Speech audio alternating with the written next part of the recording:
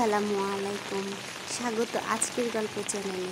বাইরে মুষলধারে বৃষ্টি হচ্ছে আর আমি এই বৃষ্টির মধ্যে তাড়াহুড়ো করে বের হয়ে এসেছি, কারণ আমাদের গাছ থেকে নারকেল গাছ থেকে একটি নারকেল পড়েছে। সেই শব্দ শুনেই আমি তাড়াহুড়ো করে বের হয়ে এসেছি। সত্যি সত্যি একটা নারকেল পড়েছে। নারকেলটা পরিষ্কার করে নেওয়া যাক। বৃষ্টির পানিতে নারকেলটা ধুয়ে নিলাম। বেশ বড়সড় নারকেল, ভালোই হবে। এই নারকেলটা দিয়ে পিঠা তৈরি করা যাবে। নারকেলটা বৃষ্টির পানিতে ভিজে নরম হয়ে আছে, তাই খোসা ছাড়াতে তেমন একটা কষ্ট হলো না। খুব সহজেই খোসাটা ছাড়িয়ে ফেলেছি। আর এই যে খোসাগুলো, এই খোসাগুলো কিন্তু আমি ফেলে দেব না। এই খোসাগুলো দিয়ে গুরুত্বপূর্ণ কিছু কাজ করা যাবে। আপাতত ওগুলো থাক। আর এই যে গুঁড়াগুলো, এই গুঁড়াগুলো হচ্ছে কোকোপিট। কোকোপিট পানিতে ভিজিয়ে গাছের গোড়ায় দিলে সার হিসাবে কাজ করে, গাছের খাবার হিসাবে কাজ করে, গাছ সুন্দর সতেজ থাকে।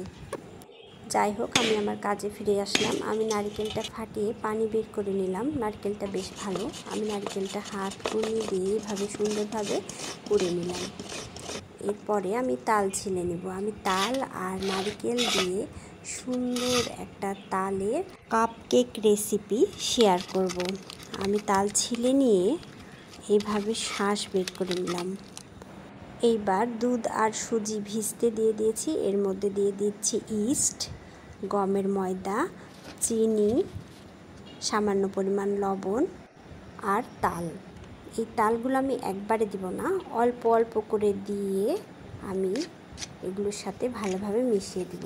প্রথমে আমি তাল ছাড়া উপকরণগুলো ভালোভাবে মিশিয়ে নিব, তারপরে অল্প অল্প করে তাল অ্যাড করব আর ঘন একটা গোলা তৈরি করব তালের। আর এই গোলাটা আমি বেশ কিছুক্ষণ রেস্টে রেখে দেব। 4 থেকে 5 ঘন্টা রাখলেই তালের গোলাটা ফুলে পিঠা তৈরির জন্য রেডি হয়ে যাবে। তারপর এভাবে কাপে তেল মাখিয়ে নিয়ে আমি প্রথমে তালের গোলা দিব, তারপর কিছু নারকেল দিব, তারপর আবার তালের গোলা দিয়ে কিশমিশ দিয়ে নারকেল দিয়ে কাপ কেক তৈরির জন্য কাপগুলো রেডি করে ফেলবো।